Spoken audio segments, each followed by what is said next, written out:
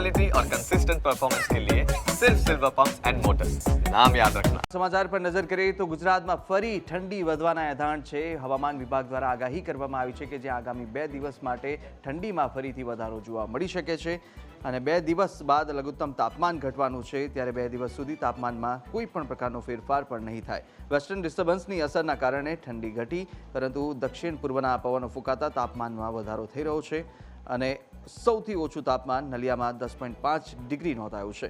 અમદાવાદનું તાપમાન 17 ડિગ્રી નોંધાયું તો ગાંધીનગરમાં 16.7 ડિગ્રી તાપમાન નોંધાયું છે.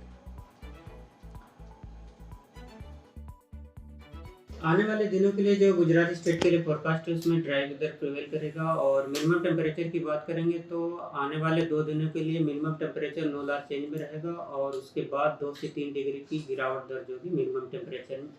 फ्रेश WD अप्रोच कर रहा है, जो अभी उसकी पोजीशन है 58 डिग्री से नॉर्थ लेटीट्यूड पे। और इस WD के पास होने के बाद मतलब आने वाले 2 दिनों के बाद जो टेम्परेचर में गिरावट दर्ज होगी 2 से 3 डिग्री सेल्सियस, इसी WD का असर रहेगा।